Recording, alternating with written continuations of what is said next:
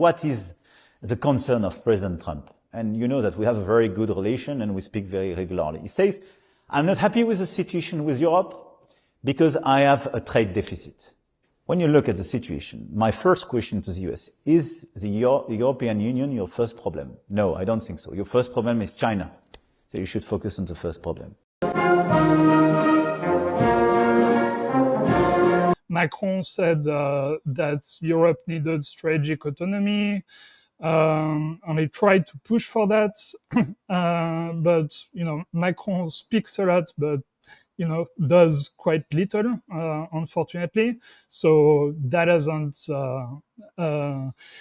Europe and France is even haven't moved in that direction at all.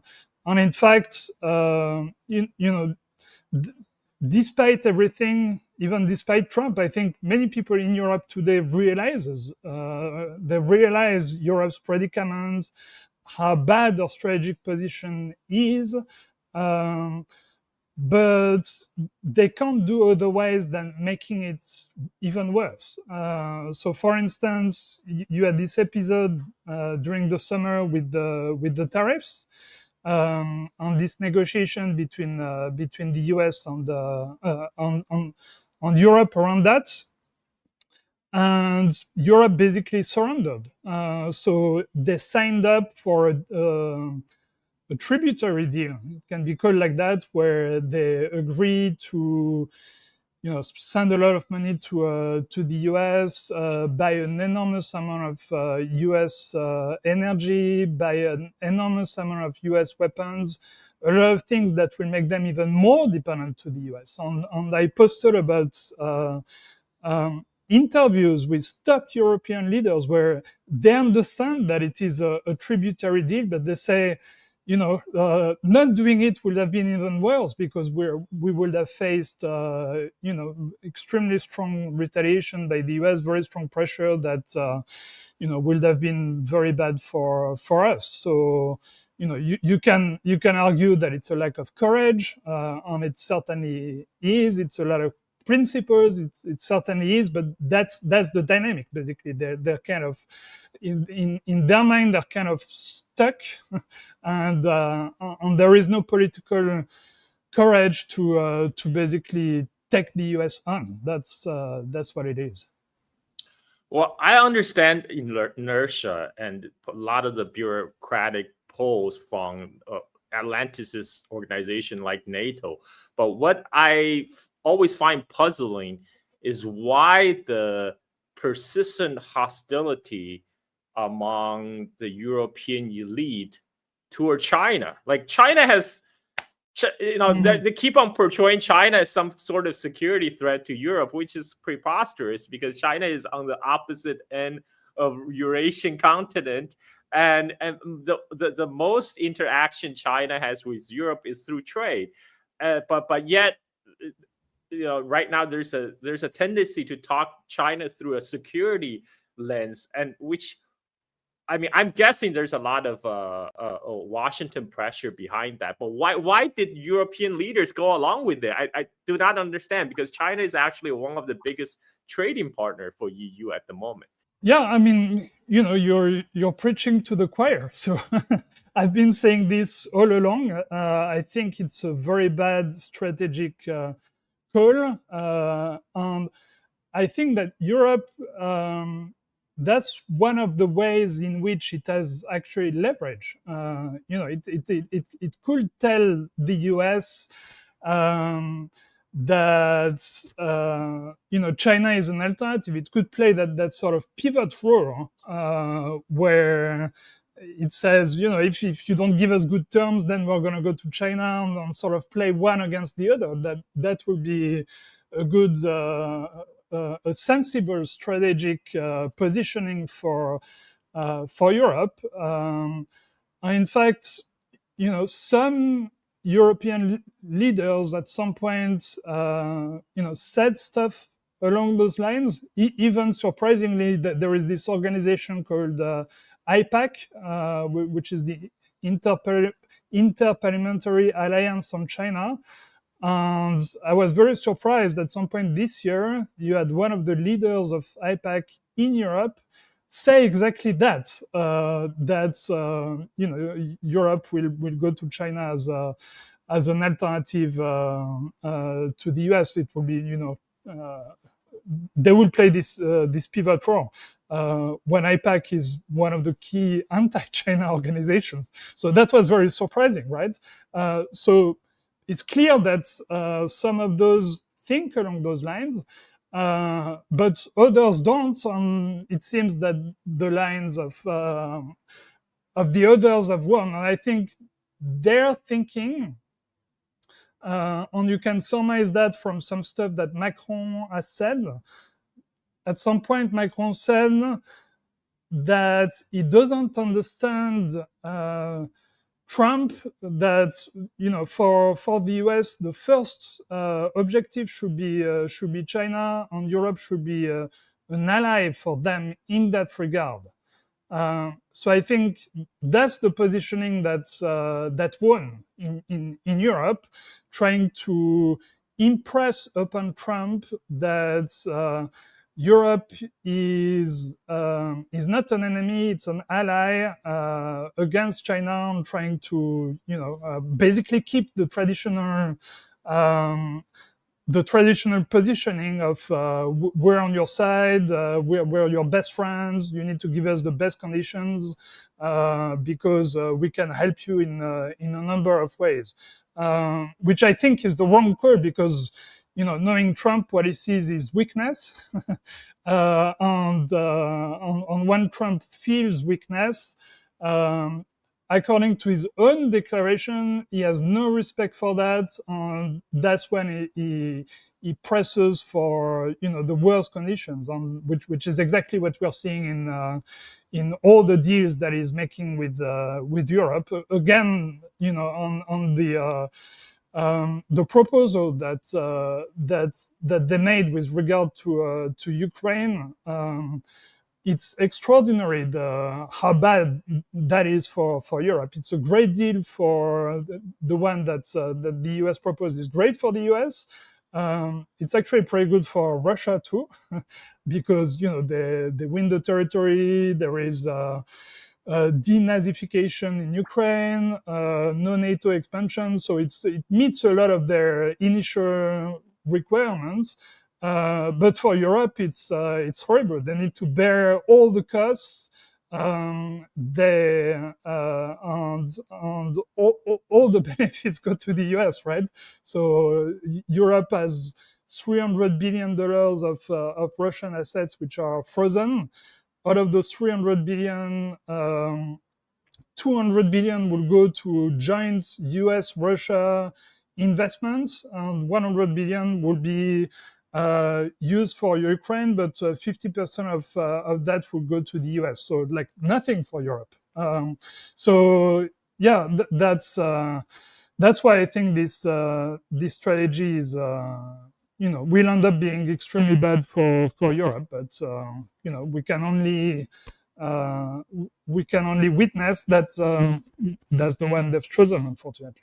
Yeah, I'm really surprised how badly Europe plays this game. I mean, in a way, they play it worse than the Gulf Arab states. You have countries like Saudi Arabia who, as you said, exactly plays the China card. They announced they're thinking about pricing the oil sale to China in RMB, and they're joining BRICS. And suddenly Trump is courting them. Trump traveled to the Gulf countries, and then Trump invite MBS to the White House, right? And whereas Europe, the whole optics is just bad. You have all these European leaders sitting like school children in the White House, waiting to be scouted by Trump, and von der Leyen sitting there very demurely while Trump is announcing Europe is going to pay. We're going to make Europe pay. And she's positioned that as some sort of diplomatic victory because Europe only got slapped with 20% tariff instead of 50% tariff. So that somehow that's a great deal. I mean, I'm just flabbergasted. Yeah, and I think the Nexperia case is actually extremely illustrative, because it shows that when Europe could have positioned it in a way where they benefit from both sides, so the US and China, as per their positioning, they basically get hit by both sides, which is exactly what the Nexperia case is, right? So I don't know, maybe I can explain it a bit.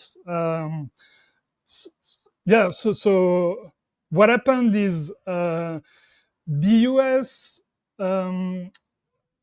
basically introduced a new rule called the BIS 50% rule, which says that any company owned by a company sanctioned by the US would itself be sanctioned, which was not the case before. And so, for instance, so in this case, there is the Chinese company called Wingtech, which has been sanctioned by the US since December last year. And they own that company in Europe called Nexperia, which is a massive company. It's 14,000 employees, most of them in Europe. Very important for Europe's industry because they provide the chips for the European auto industry, and also, by the way, a lot of the American auto industry, and other industries as well. So it's a very strategically important company. And so that new rule would have meant that Nexperia would have been on the US entity list, which means,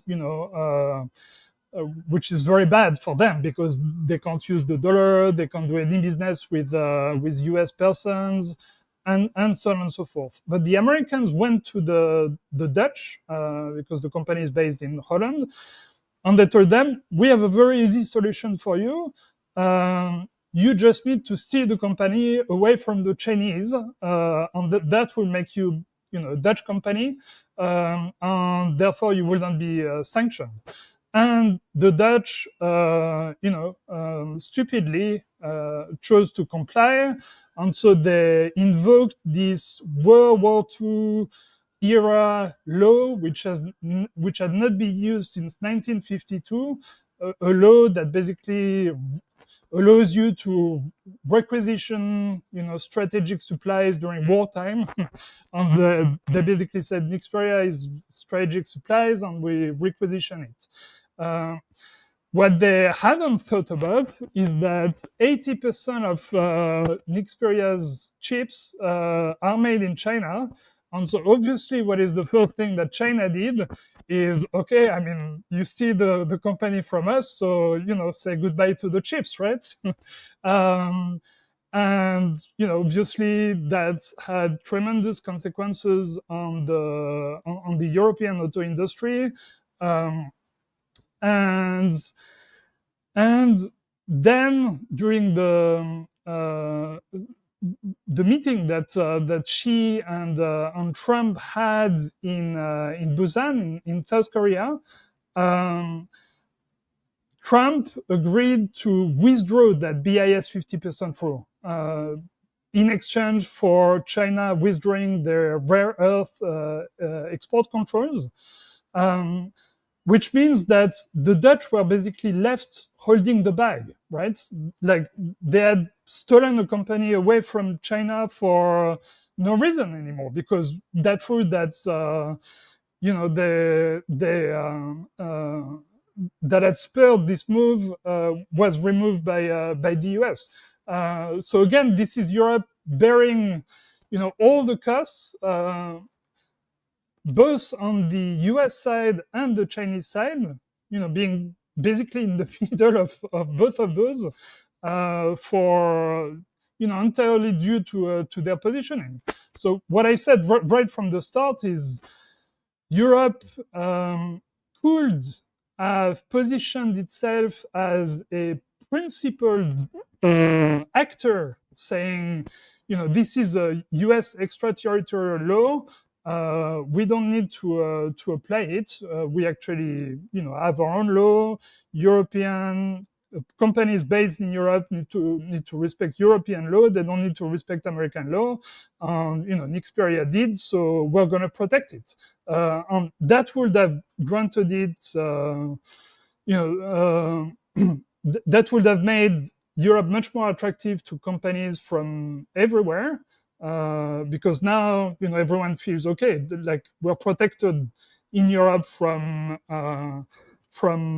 American extraterritorial legislation. Those guys, have their own rule of law and so on. It's they're strong enough to protect us, and it would also have given them leverage, like a leverage point against the US as well. So that would have been, a very good thing, a good opportunity for Europe to assert some form of strategic autonomy. But instead, they bowed down to the Americans, which made them, which triggered this retaliation from China. So they could have had a win-win, but they went for lose-lose, which is basically what Europe has done for the past 10, 15 years. It's just it's very depressing. And afterwards, there was a recent interview with a Dutch minister who authorized the seizure of Nexperia. He said, well, given what we know, now Dutch government is trying to hand over Nexperia back to China. But he said, in the interview, he said, given what we know, I would do it again. I would do it again. Like, why would you even make statement like that? That I don't want. Is he trying to speak to a particular audience, trying to show his loyalty to the United States? I don't understand. Like, why? It's just completely unnecessary. It seems to antagonize China in that way. When there's already a chance for closure, now the Dutch is preparing to hand over Nexperia and just put this matter behind us. Why would he even give an interview, say, oh, given what we know, I would do it again? I mean, it's just is that hubris? Is it arrogance? What is it? I think it's a mix of ego and just stupidity, and they don't understand what their words what their words, the consequences of their words, and we keep seeing that all the time from European leaders. So, just recently you had Merz, so to the German chancellor, trigger a scandal in Brazil because he said that he was very happy to leave Brazil and go back to Germany because the place where he was in Brazil sucked. Which, I mean, you just don't say those type of course, that's going to annoy Brazil. And of course, that's shooting yourself in the foot, right? Because why would you do that? It makes no sense. So it's just, they're not thinking about what they're saying and the consequences for Europe's diplomatic position. Now, I have another question for you, as you as a European yourself. Why do European voters keep on putting such leaders in the leadership position? I mean, it seems like these guys don't even represent Europe's interests. I mean, they haven't done a very good job in the stewardship of the EU.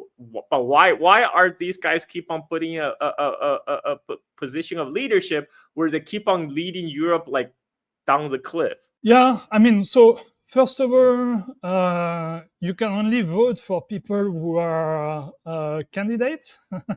And, when you look at the candidates that are available, it's basically, we have this expression in French, which is you need to choose between the plague and cholera, right? So it's like it's a bad choice versus a bad choice often. So you try to choose for the least bad one. And so, in the last French election, it was a choice between Macron and Le Pen. That's not a great choice. Or, you had a choice between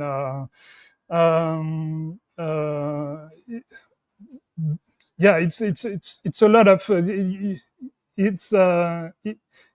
there was this expression at some point by a Tanzanian president who said that in the US is a one-party state, but in typical US exuberance, they have two of them. So it's a bit, it's often the same thing. Like you can choose between multiple parties, but the faces change and so on, but the policies will remain the same nonetheless. One other point that's worth mentioning is that those elections, foreign affairs matters quite little. That's often the case in elections everywhere. You vote for people based on domestic concerns. And so that's what the elections are about most of the time, about insecurity or immigration or those type of stuff. Which means also that those leaders focus mostly on this and are quite uneducated about the rest of the world and how to behave with the external world and geopolitics and so on and so forth.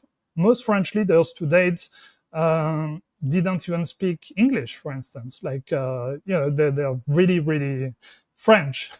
I think Macron is the first one, if I'm not mistaken. So yeah, there is this. They're very used to Europe, this mindset. They've grown up in it. They've been educated in the European way of thinking and so on. And they're not well traveled. They don't understand how the rest of the world perceives them. They don't understand how the rest of the world thinks. This is extremely obvious when it comes to China. If you listen to what the average French politician says when it comes to China, it's absolutely obvious that they don't understand the first thing about the country. It's cliche after cliche, the same thing you hear from completely uneducated people.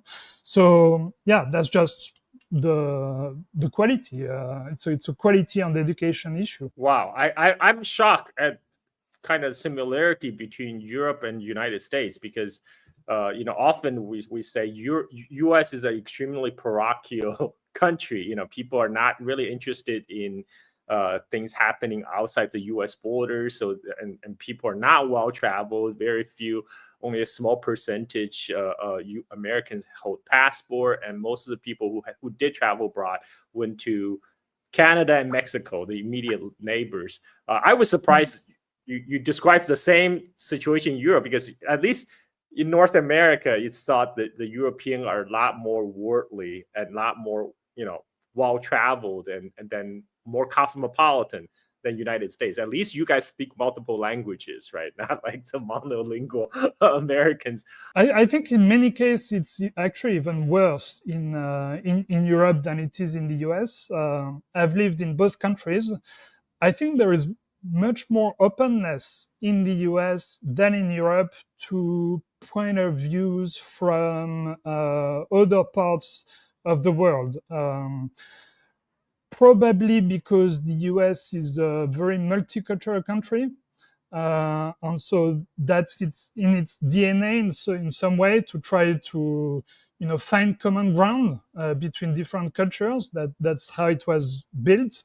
Whereas that's not the case at all in Europe, right? We're very old cultures where if someone comes to Europe, they need to adapt to us. We don't adapt to them, right? So maybe it is the case, and it's probably true that more Europeans have passports, for instance, than Americans and so on. But the mindset, I think, is definitely more close-minded.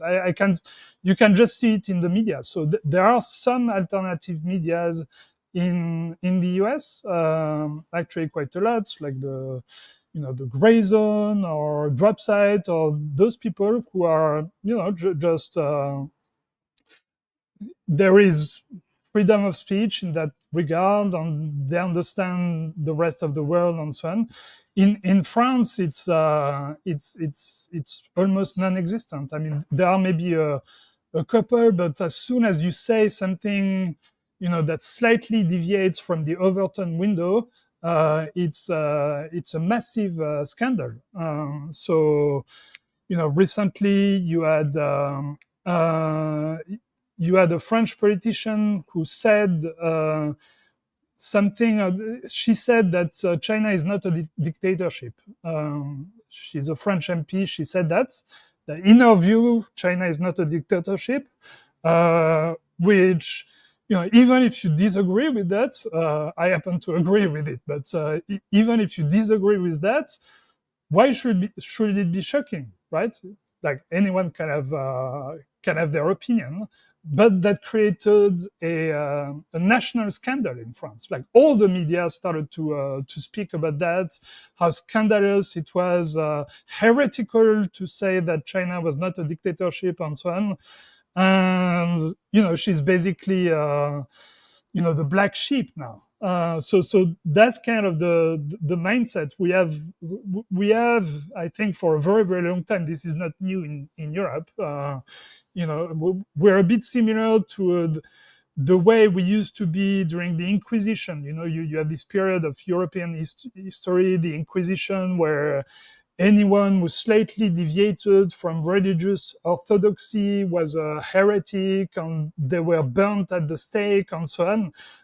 This remains very strong in European culture. There is this orthodoxy when it comes to the thinking, the mainstream mindset, and it's much more heretical in Europe than it is in the US to slightly deviate from it. And the social consequences for you are very, very bad.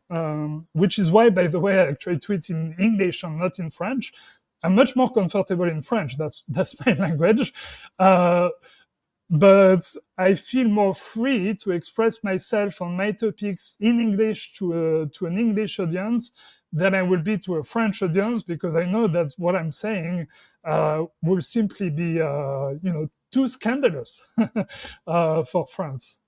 Wow. I'm actually surprised by that, because I always thought, because having lived in China and United States, I always thought US is way too ideological compared to China. Like, I feel like China moved into a post-ideological phase after the end of Cultural Revolution, but the US has gone in the opposite direction. Like, I feel like today's US is very, very much ideological.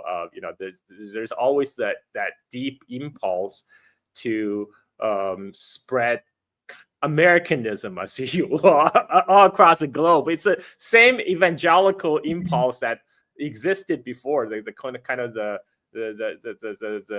part of the American Protestant heritage, but now, instead of spreading gospel and Christianity, now United States try to spread the so-called universal value, but we all know it's not really universal. It's really just American values, and they try to impose that on everyone. So I'm surprised to hear that it's even worse in Europe. Actually, quite shocked. Yeah, I actually agree to a large extent with you, but I think that's slowly dying in the US. So I think Trump represents the end of that. Trump is anything but the liberal international value type. I think it's fair to say, right? And I think the Americans are starting to understand that that actually did them a lot of harm, to try to spread their model around the world and so on, because simply people don't want it, right? Like, China doesn't want it, Russia doesn't want it, all the big countries, Africa doesn't want it. They want to keep their culture, which is normal. That's just you don't want to be converted to something that doesn't feel natural. And so, in a way, a big part of the reason behind the emergence of the multipolar world is this reaction to the imposition by the US of this framework. Like, everyone would have been, I think, happy to live in a world where the US is a major power, but a power that doesn't try to impose things that you don't want, right? That would have been a comfortable world for everyone. Like China would have been happy with that. Like, just let me live my life, right? But they didn't choose to do that. And as such, there is this this kind of rebellion, which leads to a multipolar world. And so I think the US is starting to understand that, and Trump is not pushing for that at all. He's all about pure cynicism and doesn't care about values and so on, which has its own issues, but it's a different thing. Whereas Europe, they very much stayed in that. They still view the world in a very missionary way, where they're like, we have the best values, and we have we only engage positively with like-minded partners. I mean, all the rhetoric that we used to hear from the US, they're still very present in Europe. So they haven't moved on at all. And so far, I don't see many politicians in Europe who are moving on, that they are still in that mindset.